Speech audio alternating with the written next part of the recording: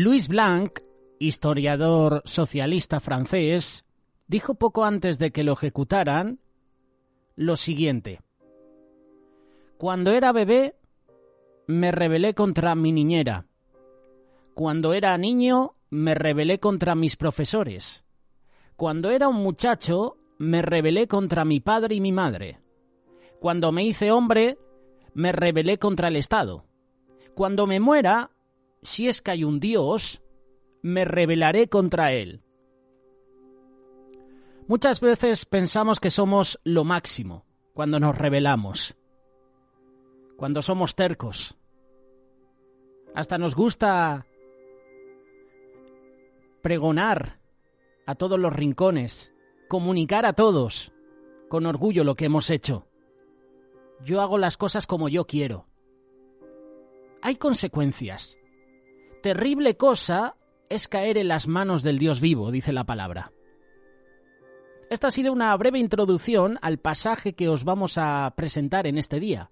Un pasaje donde encontramos la figura de dos personas, Moisés y Faraón. Bienvenidos a este espacio, Aprendiendo de.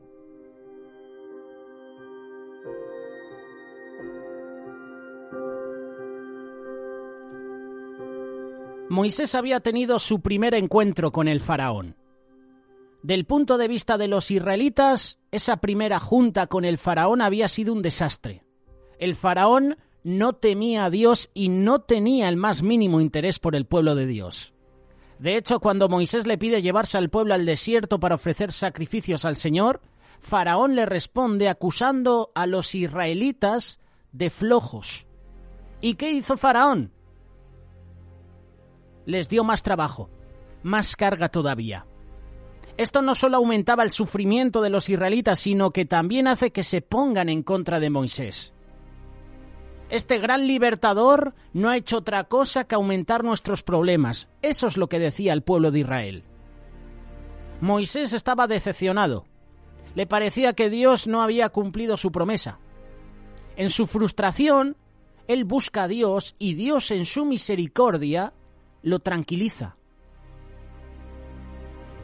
Este espacio Aprendiendo de lo vamos a dividir en 3 secciones, en 3 partes. Si quieres dejarnos tus comentarios, si quieres dar tu punto de vista, con total libertad puedes hacerlo. En el Antiguo Testamento, si tú lo analizas y también lo comparas con el Nuevo Testamento, no se ha visto nada más dramático que esta gran prueba de voluntades entre Faraón y Moisés, entre el representante de Dios y el representante de Satanás. La batalla entre el Señor de Israel y los dioses de Egipto estaba al comenzar. Dios había preparado a sus hijos, Moisés y Aarón, y hasta al viejo Faraón para este encuentro.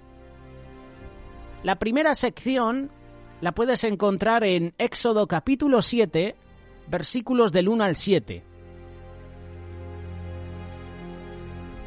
Jehová dijo a Moisés: Mira, yo te he constituido Dios para Faraón y tu hermano Aarón, y será tu profeta. Tú dirás todas las cosas que yo te mande, y Aarón, tu hermano, hablará a Faraón para que deje ir de su tierra a los hijos de Israel. Yo endureceré el corazón de Faraón y multiplicaré en la tierra de Egipto mis señales y mis maravillas. Y Faraón, dice la palabra, no os oirá. No solo lo dice la palabra, sino que Dios lo está diciendo en esta ocasión. Yo pondré mi mano sobre Egipto y sacaré a mis ejércitos, mi pueblo, los hijos de Israel de la tierra de Egipto con grandes juicios. Y sabrán los egipcios que yo soy Jehová cuando extienda mi mano sobre Egipto y saque a los hijos de Israel de en medio de ellos. E hizo Moisés, versículo 6, y Aarón como Jehová les mandó. Era Moisés de edad de 80 años y Aarón de edad de 83 cuando hablaron a Faraón. Esta es la primera sección que podemos encontrarnos de este mensaje. El pasaje comienza con la renovación de la comisión de Moisés. Moisés iría ante el faraón, pero Aarón sería el que hablaría. Todos sabemos, o la mayoría sabemos, que Moisés tenía problemas a la hora de hablar. Muchos han preguntado que a lo mejor era tímido para hablar, poco elocuente. Muchos nos arriesgamos a decir a que era tartamudo, o tal vez tendría otro impedimento. A lo mejor el problema de Moisés era psicológico. Después de 40 años en el desierto, se debe de haber sentido inadecuado, hasta con miedo. Dios quería que Moisés entendiera claramente que sería Dios y no él quien liberaría a los hijos de Israel. Así que aquí estaban dos personas ya mayores. Moisés tenía 80 años, había vivido sus primeros 40 años en Egipto, sus siguientes 40 años en el desierto de Madián. Aarón, su hermano, tenía 83 años. Estos dos ancianos, viéndolos desde el punto de vista actual, ahora mismo, a lo mejor en esa época 83 años todavía eran, entre comillas, jóvenes, adultos. Hoy en día una persona de 83 años ya para nosotros es un anciano. Pues estos dos ancianos se enfrentarían a todo el poder de Egipto. Todo estaba en su contra. ¿Se imaginan cómo se debe de haber reído el faraón al verlos llegar? Faraón no tenía ni idea de lo que le esperaba. Dios estaba del lado de Moisés y Aarón, y el faraón iba a aprender rapidito que no importa cuán pocos sean, si el Señor está de su parte. Si el Señor está contigo es más que suficiente. Romanos capítulo 8, verso 31 dice, si Dios está de nuestra parte, ¿quién puede estar en contra nuestra? Si Dios está con nosotros, ¿quién contra nosotros? Dios había dotado a Moisés y Aarón con poderes sobrenaturales, mucho mayores que sus propias habilidades naturales. En su debilidad, Dios los hizo fuertes. Cuanto más tratara Moisés de infundir respeto ante el faraón, más tendría que depender del Señor, y más grande sería la victoria para el Señor cuando éste prevaleciera. Con Dios a su lado, Moisés podía ser como, entre comillas, Dios para el faraón. Él no estaría actuando por su propio esfuerzo. El poder de Dios estaría tan visible en él que el faraón, que antes había palanganeado, que se había mostrado orgulloso, rebelde, se atrevió a decir, yo conozco al Señor. Ahora, de una manera más tímida, retrocediendo un poco, nunca mejor dicho, reconoce que existe Dios. ¿Qué lecciones podemos aprender de todo esto? Cada persona de nosotros tiene por lo menos un talento, y ese talento es un don espiritual de Dios, y por lo tanto implica que Dios nos está comisionando a ti y a mí para hacer su obra, así como hizo con Moisés y Aarón. Por eso no digas que tú no vales para nada. No digas que no tienes dones, habilidades de parte de Dios, porque Dios siempre pone dones y habilidades en nuestra vida, nos da talentos. Con Dios tú no necesitas manipular, ni violar tus convicciones, ni hacer enmarañas para conseguir el ministerio que quieres. Dios tiene un ministerio específico para ti. Dios nos da habilidades, dones espirituales. Tenemos que desearlos y luego tenemos que ponerlos en práctica cuando los tenemos. Al principio yo, por ejemplo, no sabía qué dones, qué habilidades me había dado el Espíritu Santo. Seguramente tú te has pensado eso, ¿verdad?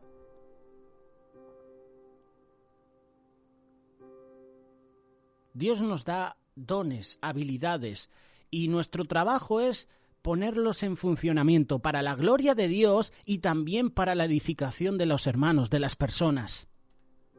Hay que desarrollar ese don. ¿Y cómo yo puedo desarrollar mi don?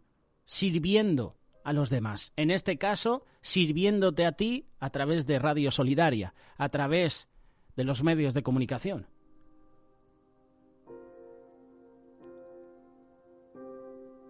David Livingstone dijo una vez, la gente habla del sacrificio que ha hecho al pasar gran parte de mi vida como misionero en el África. ¿Se le puede llamar a esto sacrificio? Cuando es tan solo una pequeña paga de la gran deuda que le debo a Dios. ¿Es acaso sacrificio lo que trae consigo una recompensa? ¿Una actividad saludable, sabiendo que estamos haciendo el bien, la obra de Dios, sintiendo la paz, esperanza de un destino glorioso en el más allá? Esto no es un sacrificio, esto es un privilegio. El creador del universo, el creador de todo, quiere incluirnos en su plan eterno. Y nos da el libre albedrío para escoger si queremos entrar dentro de ese plan o si queremos rechazarlo. Moisés, al comienzo de su ministerio, pone excusas, pone impedimentos. Señor, soy tartamudo, mira cómo me cuesta hablar. Señor, no me creerán. Señor, ¿qué diré? ¿De parte de quién voy a ir? ¿Me matarán? Excusas para no aceptar el ministerio, el desafío. Él nos ha escogido a ti y a mí para llevar a cabo sus planes. Aún como simples instrumentos humanos que somos, si no fuera así, Él te hubiera llevado al cielo en el mismísimo momento en que te salvó por su gracia.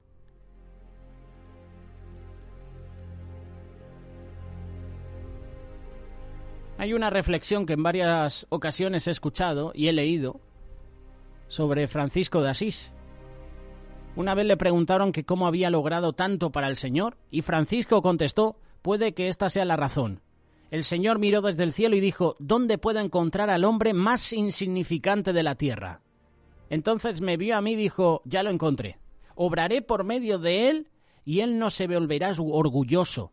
Él se dará cuenta que yo lo estoy usando por su insignificancia. ¿Sabes una cosa? El gozo más grande del cristiano es ser usado por Dios. Dios está buscando a hombres y a mujeres ordinarios. ¿Para qué? Para hacer obras extraordinarias. Jesús mismo le dijo a sus discípulos, Juan capítulo 14, verso 12, ciertamente les aseguro que el que cree en mí, las obras que yo hago, también él las hará y aún las hará mayores porque yo vuelvo al Padre.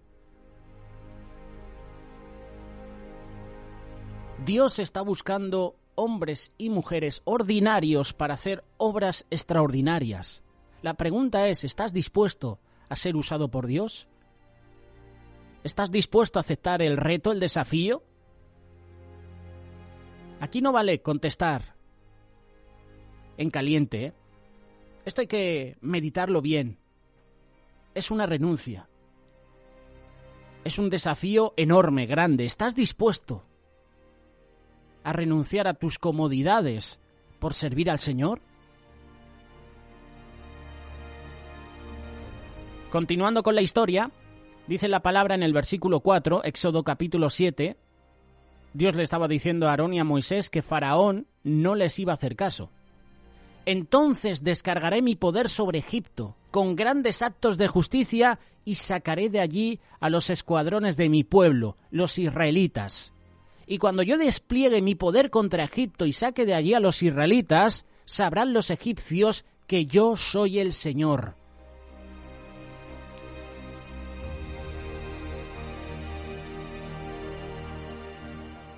Dios quería liberar a su pueblo, pero Él también estaba haciendo algo más simultáneamente.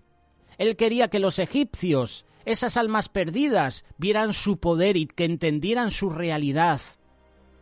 Y para que esto pudiera pasar, habría una serie de problemas que les iban a afectar a ellos también. Hay una serie de problemas que te afectarán a ti también. Tú podrás clamar: Señor, estoy cansada de mi situación. El trabajo que tengo, mi jefe, mi autoridad es un pesado, mis pruebas son enormes. ¿Por qué no me liberas de esto? Dios te dice: lo haré, pero en su debido tiempo.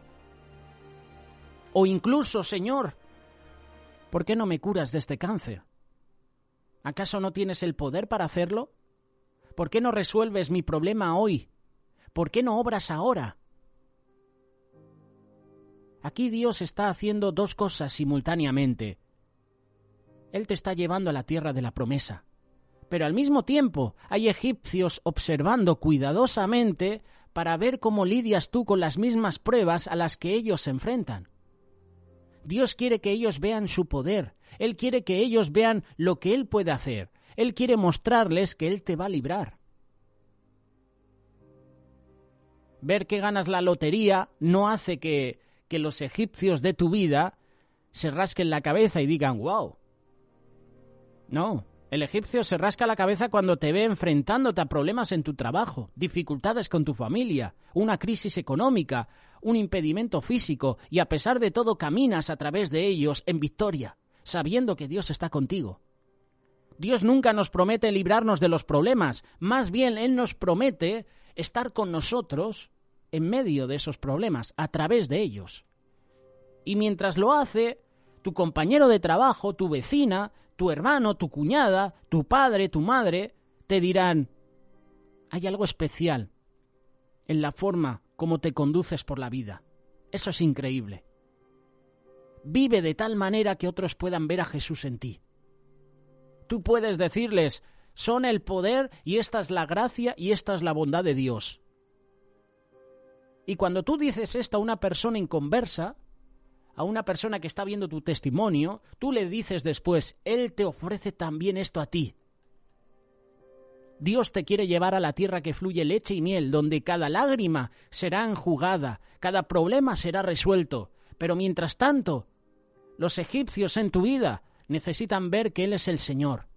Y eso solo pasará cuando te vean caminar valientemente a través de las aguas torrentosas de tu vida. Jesús está contigo. Tú puedes ser de testimonio para muchas personas. Hay muchas personas que te están observando, observan tu vida. Quieren ver qué es lo que te hace diferente. Quieren saber por qué actúas así, por qué eres generoso, por qué extiendes la mano, por qué desprendes amor. Hay egipcios en tu vida, hay personas, pueden ser incluso familiares inconversos que te están observando y están esperando a que suceda algo. Esto es lo que Dios manda a sus embajadores. Esto es lo que Dios está hablando a Aarón y a Moisés. Esto es lo que Dios nos está hablando a nosotros. Esa es la primera sección. La segunda sección la puedes encontrar en este mismo capítulo, Éxodo 7, versículos del 8 al 13. Cuando el faraón les pida que hagan un milagro, les dirás a Aarón que tome la vara y la arroje al suelo ante el faraón. Así la vara se convertirá en serpiente. Moisés y Aarón fueron a ver al faraón y cumplieron las órdenes del Señor. Aarón arrojó su vara al suelo ante el faraón y sus funcionarios y la vara se convirtió en serpiente. El faraón les pregunta ¿dónde están sus credenciales? Su deseo de ver acreditación no se haría esperar. El faraón les dice, han venido ante mí con esta ridícula demanda. Deja ir a mi pueblo. Ahora pues, enséñenme su autoridad. La vara de Aarón es el símbolo de autoridad. En el antiguo mundo, la autenticidad de uno era muchas veces establecida mostrando alguna señal. La vara era la insignia de esa señal. Aarón tira la vara en la presencia del faraón y ésta se convierte en una serpiente. Las serpientes eran temidas, pero eran adoradas en Egipto. Como la imagen de la cobra era un símbolo real que aparecía en la parte delantera del tocado de los faraones, el uso de una serpiente como primera señal atraería indudablemente la atención de Faraón. ¿Qué hace Faraón ante esta señal? Versículo 11, Éxodo capítulo 7. Faraón llamó a los sabios y hechiceros y mediante sus artes secretas, también los magos egipcios hicieron lo mismo. Cada uno de ellos arrojó su vara al suelo y cada vara se convirtió en una serpiente. Yo cuando leo este versículo me llama la atención, es decir, que estos magos y hechiceros también tenían dones, poderes. ¿Cómo hicieron esto? Porque aquí la palabra de Dios lo está confirmando. La palabra de Dios no miente. Cada uno de ellos, hablando de sabios y hechiceros, arrojó su vara al suelo y cada vara se convirtió en una serpiente. Tenían habilidades. El Señor permitió que estos sabios y hechiceros hicieran magia. Sin embargo, la vara de Aarón se tragó las varas de todos ellos. A pesar de esto, y tal como le había advertido el Señor, el faraón endureció su corazón y no les hizo caso. El hecho que los magos perdieran sus varas de esta manera es evidencia de la superioridad del poder de Dios. La vara de Aarón se traga la de ellos. Los milagros y las plagas serían el método que Dios usaría para juzgar a los dioses de Egipto. Las 10 plagas que envía el Señor a Egipto son para probar a los 10 dioses más importantes de Egipto. Cada una de las plagas que Dios envía está desafiando al Dios de Egipto. Cuando Dios envía la plaga de la oscuridad, Dios está desafiando con esa plaga al Dios Sol, al que todo lo ilumina. Así también con las diferentes plagas. En Egipto se adoraban más de 80 dioses diferentes, pero estos no pudieron hacer nada para librar a la tierra y a la gente de los juicios que el Señor mandaría. Los egipcios aprenderían que el Señor era el verdadero Dios viviente. El pueblo de Israel también necesitaba aprender esta lección. Según Ezequiel capítulo 20, algunos de los judíos habían comenzado a adorar a los dioses egipcios, y cuando fueron liberados de Egipto, ellos se llevaron a sus dioses consigo. Pero ¿cómo podían abandonar a Dios después de ver todas esas demostraciones de poder? El salmista nos da una respuesta. Salmo 106, verso 7. En Egipto, nuestros padres no entendieron tus maravillas, no se acordaron de tu gran misericordia y a orillas del Mar Rojo se rebelaron contra ti. Increíble, ¿verdad? En este capítulo 7 de Éxodo, se dice 3 veces que Moisés y Aarón hicieron lo que el Señor les ordenó hacer, y 2 veces que el corazón del faraón se endureció. El pueblo de Dios obedeció y fue recompensado. El faraón se rebeló contra Dios y como consecuencia fue juzgado al final. Él pagó las consecuencias de su rebelión. ¿Qué significa entonces endurecer el corazón? Pues en los próximos capítulos puedes leer varias veces que el corazón del faraón se endureció. Y curiosamente dice que el Señor endureció el corazón del faraón. Es importante saber que hay 2 palabras hebreas involucradas en la palabra endureció. Ambas se traducen al español como endureció, pero la una implica obstinación, rebelión, que es la palabra usada para describir la conducta del faraón. Él endureció su corazón en rebelión contra Dios. La otra palabra hebrea significa hacer firme, como poner un pedazo de arcilla en un horno para endurecerla. Esta es la palabra hebrea usada aquí, que implica que eso es lo que Dios le hizo al faraón. El faraón se rebeló tercamente contra Dios y entonces Dios afirmó su posición, la endureció. El faraón había dicho: yo conozco al Señor. Él estaba orgulloso de su ignorancia. Dios dejará que nos salgamos con la nuestra, solo por un tiempo. Después de eso viene la advertencia final. Llegará el juicio y Dios hará justicia y nos pedirá cuentas. Y entonces llega la ceguera final, sin esperanza, sin remedio. Ese fue el resultado de la desobediencia del faraón. A pesar que la misericordia y el juicio fueron derramados desde el cielo y a pesar que la paciencia, la gracia y el perdón divino fueron demostrados una y otra vez, a final de cuentas, hasta la paciencia divina se agotó. Dios estaba mostrando gracia, misericordia a Faraón, a Egipto. Por eso tantas advertencias.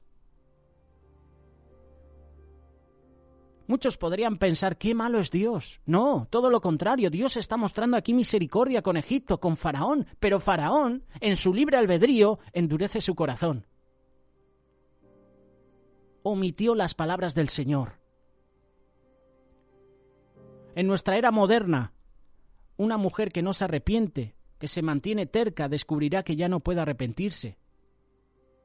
Lo mismo pasa por el hombre, que el espíritu de la gracia se ha retirado de él, de ella, y ya lo único que queda es el juicio. ¿Qué significa que seamos tercos? El diccionario define la terquedad como obstinación, capricho, rebeldía. Es ser una persona obstinada, difícil de tratar, una persona que se resista a la autoridad. Terquedad es negarse a admitir la verdad, aún ante una evidencia abrumadora. Esto es lo que dice el diccionario. Cuando tu posición está arraigada en el orgullo y no en la fe, tú estás siendo testarudo, testaruda, obstinado, obstinada. Segundo libro de Reyes, capítulo 17, verso 14. Pero ellos, lejos de obedecer, se encapricharon como antes se encapricharon sus antepasados, los cuales no creyeron en el Señor su Dios. ¿Cuáles son las características de un corazón humilde que es totalmente lo opuesto a ser testarudo? Es ser humilde, es paciente, maduro, compasivo, con dominio propio, de espíritu dulce, dependiendo siempre del Señor. Ahora bien, ¿cómo podemos romper las cadenas de terquedad, de orgullo, de rebelión? A través de Dios, a través del quebranto, rompiendo esa actitud. Orando, por ejemplo, Señor, ya no quiero hacer lo que yo quiero. Toma el control de mi corazón, de mi vida. Quiero hacer las cosas como tú quieres. Y esto va en relación a la reflexión que presentamos en Escuela Bíblica. ¿Jesucristo o yo?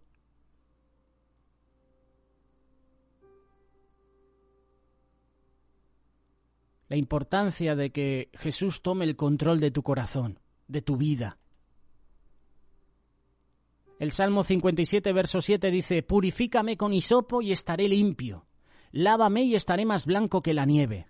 Y Santiago capítulo 4, versos 7 y 8 dice: «Por lo tanto, sométanse a Dios, opongan resistencia al diablo, y él huirá de ustedes. Acérquense a Dios, y él se acercará a ustedes».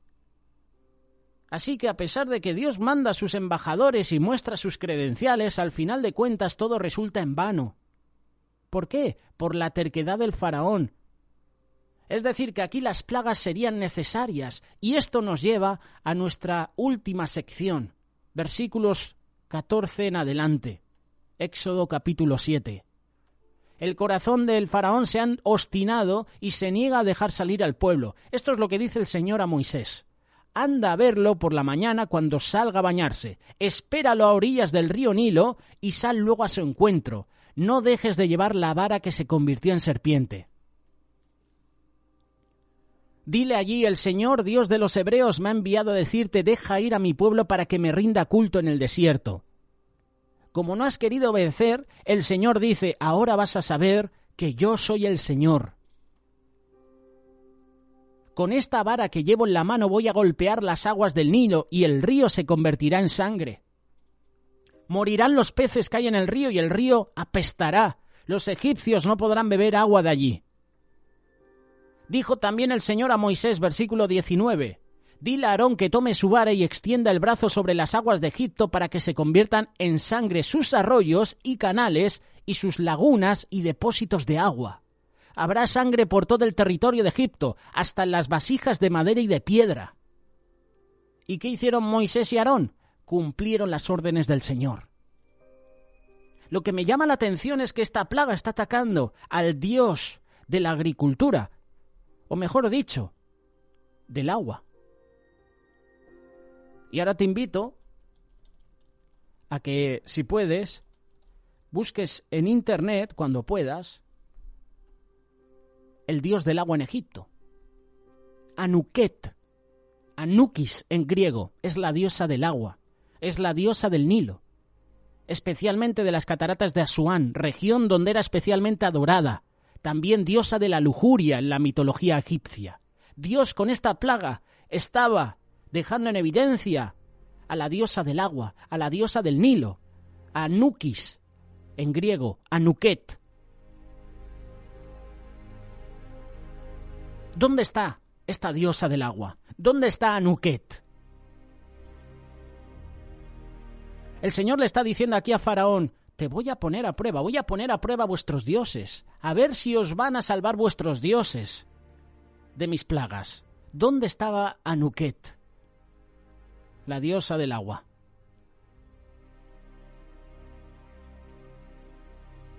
En presencia del faraón y de sus funcionarios, Aarón levantó su vara y golpeó las aguas del Nilo, y todo el agua del río se convirtió en sangre. Murieron los peces que había en el Nilo, y tan mal olía el río que los egipcios no podían beber agua de allí. Por tanto, Egipto se veía sangre por todo el territorio, ¿te imaginas? Este tremendo despliegue de juicios en Egipto, esta batalla entre un Dios justo y santo, el corazón terco del faraón tiene por lo menos dos lecciones, dos verdades importantes. Primero, que cuando Dios juzga, Él hace un trabajo completo. Y segundo, terrible cosa es caer en las manos del Dios vivo. Lo vamos a ver de una forma más personal. A lo mejor a lo que escuchas estas palabras te encuentras en la zona de peligro. A lo mejor estás viviendo tu vida irresponsablemente, ignorando advertencias tras advertencias. Has dejado de lado las verdaderas esenciales, esas verdades. Durante mucho tiempo las has dejado de lado. Tu corazón se ha endurecido.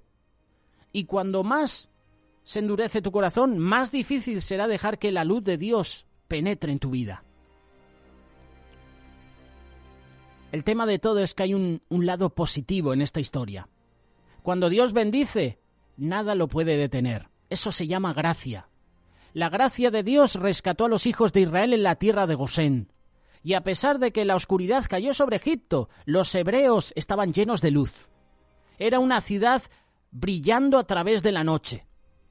Si solo el faraón hubiera tenido ojos para verlo, la cosa hubiera sido totalmente diferente. Nada en esta vida o en la próxima es más seria y más grave que la ira de Dios. Algunas personas están quebrantadas por esa ira. En cambio, otras están solo endurecidas. Las plagas de la vida son difíciles de sobrellevar, duelen hasta lo más profundo del corazón. Pero Dios no nos va a dejar solos, no nos va a dejar solas en medio de nuestro dolor y angustia. Por eso Habacuc clama a Dios. Habacuc capítulo 3, verso 2. Si te enojas, recuerda que eres compasivo. Así de magnífico es nuestro Dios. Jesús, que soportó la ira de Dios al máximo en la cruz, ahora nos invita a caminar cogidos del brazo de Él para el resto de nuestros días. Él es nuestro amigo fiel que está siempre con nosotros. Las aflicciones, las calamidades de este mundo no nos pueden separar del poder de su gracia, ni el legado de su amor. Si el faraón hubiera cedido, su nación hubiera seguido prosperando miles de años después, seguramente. Sin esclavos hebreos, por supuesto. El dolor, la angustia, la pérdida de vida no debían de haber pasado. ¿Pero no es esta la historia de nuestro mundo? El hombre insignificante levanta su puño ante el rostro del Creador y dice: yo hago las cosas a mi manera. ¿Y cuál es el resultado de hacer esto? Angustia, muerte, lágrimas, miseria. Para el egipcio, el río Nilo era básico para la vida misma. El egipcio dependía totalmente del Nilo como su fuente de agua, agua para bañarse, para cocinar, para limpiar, para lavar, para tomar. Encima de eso, el pescado era el alimento más importante de Egipto. Un golpe al Nilo impactaría su dieta básica, que era agua fresca, pescado fresco. Imagínate esta escena por un momento. Tu fuente de agua se ha ido. El pescado que provee alimento para tu familia se ha ido. Esto causó toda clase de estrés, dificultades a la nación. Así de específico es Dios. Dios dijo que el agua se convertiría en sangre, y así fue. Dijo que el pescado moriría, y así fue. Dijo que el río apestaría, y así fue. Apestaba. Por eso podemos confiar en su palabra. Él hará exactamente lo que ha dicho. La palabra de Dios es la prueba viva de que Dios hace lo que dice, y lo hace con una precisión increíble. Imagínate 7 días y 7 noches sin tu fuente principal de agua. Imagínate 7 días, 7 noches sin beber agua. Muchos dirían, bueno, puedo aguantar, bebo otro tipo de bebida. Pero hemos leído que incluso el agua en recipientes de madera, es decir, que no estaban en el río, que estaban a lo mejor en sus casas, se convirtió en sangre. Es decir, que todo lo que una persona había ahorrado tenía en su casa, yo me imagino pues a familias con sus tinajas llenas de agua, hasta eso se había convertido en sangre. Imagínate los 7 días, 7 noches sin tu fuente principal de agua. Toda una semana con los supermercados cerrados. A ese punto yo estaría listo para clamar. Él es Dios. Deja que se vaya la gente. Pero no. El faraón se da media vuelta y regresa a palacio, menospreciando todo el incidente. Las palabras del Señor no significaron nada para él. Toda la nación termina sufriendo a causa de la respuesta obstinada del faraón el Señor. Ningún faraón o dictador o general o presidente puede escaparse por mucho tiempo de rendirle cuentas al Señor. En realidad todos tendremos que rendirle cuentas al Señor. Hebreos capítulo 4, verso 13 dice, nada de lo que creó Dios puede esconderse de él, sino que todas las cosas quedan al desnudo y descubiertas a los ojos de aquel a quien tenemos que rendir cuentas. Resumiendo lo que estamos leyendo, porque no nos queremos alargar mucho, este capítulo nos demuestra el juicio de Dios. Las plagas no solo fastidiaron a la élite de la corte, sino que arrasaron a través de toda la tierra de Egipto, de principio a fin. El corazón de Faraón seguía cubierto por una capa de indiferencia. ¿Cuántas veces nosotros hemos sido indiferentes a los juicios de Dios, verdad? ¿Cuántas veces hemos sido indiferentes a la palabra de Dios? Sin embargo, bajo la presión de su propia corte, eventualmente termina cediendo. Dejen que se vaya la gente. Pero su corazón se mantuvo endurecido hasta el final, se mantuvo obstinado, testarudo. El faraón será un ejemplo de lo que significa resistir y rechazar la bondad de Dios. Es por eso que el Señor decide que comiencen las plagas. El apóstol Pablo usa estos hechiceros egipcios para enseñarnos una verdad importante. En los últimos tiempos Satanás atacará la verdad de Dios y al pueblo de Dios imitando las obras de Dios. Jesús nos enseña la parábola del trigo y la cizaña, que Satanás es un falsificador, que planta imitación de cristianos en este mundo. Pablo los llama de hermanos falsos, falsos profetas, falsos pastores. Satanás tiene un evangelio de imitación, una justicia falsificada, hasta ministros falsos que propagan mentiras. Un día Satanás va a producir a un Cristo falso, al anticristo, para engañar a todo el mundo. Los hechiceros del faraón convirtieron las varas en serpientes y el agua en sangre. Satanás se opone a la obra de Dios imitándola y de esta forma trata de minimizar el poder y la gloria de Dios. La actitud del faraón era, lo que el Señor puede hacer, yo lo puedo hacer mejor. Por supuesto que no podía. Pero él estaba tratando de reforzar su orgullo y así no tenerse que someter al Señor. Cuanto más se resistiera el faraón a Dios, más serían los juicios, más serios serían esos juicios. Cuanto más los pecadores se resistan a la voluntad de Dios y se nieguen a escuchar su palabra, más fuertemente les tendrá que hablar Dios a través de sus juicios, y esos juicios pueden ser enfermedad, crisis económica, pobreza, muerte repentina. El Señor nos atrae a Él por amor, pero también en el dolor. El Señor tiene muchas maneras de atraernos hacia Él. El Señor tiene muchas maneras de llamar nuestra atención. Dice la palabra, con cuerdas de amor me atrajiste, me seduciste. Pero el Señor también puede usar el dolor para que vayamos a Él. Los hechiceros duplicaron el milagro, pero si ellos tenían verdaderos poderes mágicos, ¿por qué no revocaron o anularon el milagro? Eso los hubiera hecho parecer más poderosos que Dios y hasta los hubiera congraciado con el faraón y la gente. La respuesta, por supuesto, es que ellos no tenían el poder para revocar lo que Dios había hecho a través de Moisés y Aarón. Los hechiceros lograron sus resultados por medio de sus trucos, seguramente por espejismos o por engaños, o hasta por el poder del demonio. Moisés fue el instrumento, el embajador, el vaso a través del cual Dios obró. Y el juicio de esta plaga era obra de Dios. Su ejecución fue hecha a través de la fe de su fiel siervo que hizo lo que Dios le dijo y habló como Dios le había ordenado. Moisés fue un siervo fiel del Señor. El endurecimiento del corazón de Faraón es una advertencia para todos nosotros. Si el corazón humano pecador no responde por fe a la palabra de Dios, no puede ser transformado por la gracia de Dios. Más bien se volverá más y más duro. Cuanto más se resista a la verdad de Dios, más juicio llegará a la vida. Y en los últimos tiempos, cuando Dios mande sus terribles juicios sobre el mundo, mucha gente maldecirá a Dios y continuará en su pecado en vez de arrepentirse. Lo hizo Faraón, lo hará esta generación, lo hará la humanidad. Habrá todo un mundo de hombres y mujeres como el Faraón que contemplarán los juicios de Dios y aún así no se van a arrepentir. Hebreos capítulo 3, verso 7 dice: si ustedes oyen hoy su voz, no endurezcan su corazón. No hagan como Faraón hizo.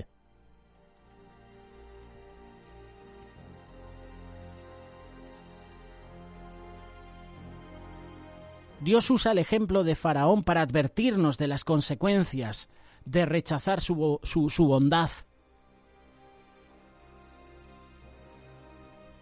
Ahora viene la pregunta: si tú te murieras esta noche, ¿estás segura que te irías al cielo? La Biblia dice que puedes estar seguro, que hoy es tu día de salvación. Si el Señor te está hablando hoy, no endurezcas tu corazón. Jesús dijo: yo soy el camino, y la verdad y la vida, y nadie viene al Padre si no es por mí. La religión no te va a llevar al cielo. Buenas obras no te llevarán al cielo. Ir a la iglesia tampoco te llevará al cielo. Solo Jesús puede hacerlo. Él te puede dar paz, gozo, un propósito. Él puede llenar tu vacío. Él tiene un plan para tu vida. A lo mejor has sido desobediente, queriendo hacer las cosas a tu manera y no a la manera de Dios. A lo mejor estás siendo terca, obstinada. A lo mejor tú, hombre, tienes el corazón endurecido. Quiero que sepas que Jesús te ama y Él te perdonará. Si escuchas su voz hoy, no endurezcas tu corazón. Arrepiéntete. Dios te quiere dar un nuevo comienzo. Si quieres recibir a Jesús hoy por primera vez como tu Señor y Salvador, o si quieres regresar a Él, recuerda que le estás hablando al Señor. Jesús, sé que soy pecador, perdóname. Yo creo que moriste por mis pecados y resucitaste de entre los muertos. Ya no quiero pecar más. Te invito a que entres en mi corazón. Entra en mi vida. Quiero seguirte como mi Señor, como mi Salvador para el resto de mi vida. Esta es la oración que tienes que hacer. Y si escuchas la voz de Dios hoy, no endurezcas tu corazón como lo hizo Faraón. No endurezcas tu corazón cuando un hermano te exhorta de parte de Dios. No endurezcas tu corazón cuando tu esposo o tu esposa te están diciendo que te has equivocado. No seas orgulloso, arrepiéntete. Tú, hijo, no endurezcas tu corazón contra tus padres, obviamente contra Dios. Si escuchas hoy la voz de Dios, no endurezcas tu corazón, no hagas como Faraón. Mira las consecuencias.